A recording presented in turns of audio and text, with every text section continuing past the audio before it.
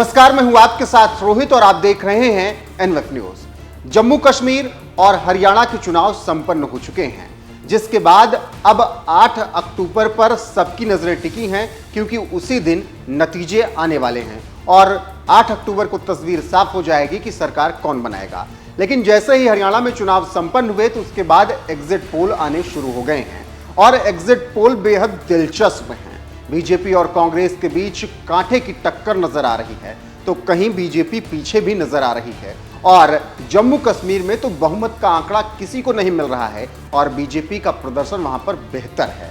ऐसे में चलिए आपको विस्तार से बताते हैं कि हरियाणा और जम्मू कश्मीर के एग्जिट पोल में किसको कितनी सीटें मिल रही हैं और कौन बहुमत हासिल कर रहा है। सबसे पहले जम्मू कश्मीर की बात कर लेते हैं। जम्मू कश्मीर में 90 विधानसभा सीटें हैं, जहां पर बहुमत का आंकड़ा 46 है। यहां बीजेपी को एग्जिट पोल में 20 से 25 सीटें मिलती हुई दिख रही हैं। वहीं एनसी प्लस यानी कांग्रेस और एनसी का गठबंधन है, इनको 35 से 40 सीटें मिलती हुई नजर आ रही हैं, यानी बहुमत से ये भी दूर है। पीडीपी को 4 से 7 सीटें मिल रही हैं, वहीं अदर्स को 12 से 16 सीटें मिलती हुई दिखाई दे रही हैं जम्मू कश्मीर में। बहुमत का आंकड़ा 46 है, यानी किसी को भी बहुमत जम्मू कश्मीर में नहीं मिल रहा है। कांग्रेस और एनसी 40 सीट तक पहुंच रहे हैं। ऐसे में उन्हें पीडीपी का सहयोग लेना पड़ सकता है या अदर्स का सहयोग लेना पड़ सकता है। वहीं बीजेपी अगर अदर्स को साथ ला रही है तब भी कमल खिलाना मुश्किल होगा। अगर दूसरी पार्टियों से विधायक आ गए तो बात अलग है, लेकिन जम्मू कश्मीर में प्रदर्शन अच्छा रहा है बीजेपी का, ऐसा माना जा रहा है एग्जिट पोल के नतीजों से। वहीं बात कर लें हरियाणा की, जहां पर अभी तक बीजेपी की सरकार थी, वहां पर बीजेपी का सफाया होते हुए नजर आ रहा है, क्योंकि बहुमत का आंकड़ा पार करते हुए दिख रही है कांग्रेस और निश्चित तौर पर राहुल गांधी का जादू हरियाणा में चलता हुआ नजर आ रहा है।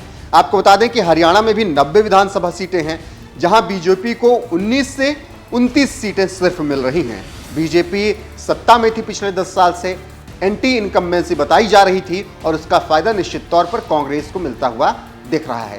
कांग्रेस 44 से 54 सीटें हरियाणा में जीतते हुए एग्जिट पोल में नजर आ रही है और आईएनएलडी को 1 से 5 सीट मिल रही है, जबकि जेजेपी जो कि बीजेपी के साथ गठबंधन में थी पिछली सरकार में, उसे 0 से 1 सीट मिल सकती है और अदर्स को 4 से 9 सीट मिल सकती है। यानी कांग्रेस जिसे 54 सीट मिलती हुई नजर आ रही है एग्जिट पोल में, वो हरियाणा में बहुमत के साथ सरकार बनाती हुई दिख रही है, क्योंकि बहुमत का आंकड़ा 46 है और आंकड़े से कहीं ज्यादा, लगभग 9-10 सीट ज्यादा कांग्रेस जीत रही है। तो इससे आप समझ सकते हैं कि चुनाव खत्म हुए और उसके बाद जो एग्जिट पोल के नतीजे आए हैं उसमें राहुल गांधी का जादू चलता हुआ दिख रहा है और बीजेपी का सफाया हरियाणा से हो रहा है। हालांकि जम्मू कश्मीर में उनका प्रदर्शन ठीक ठाक दिख रहा है।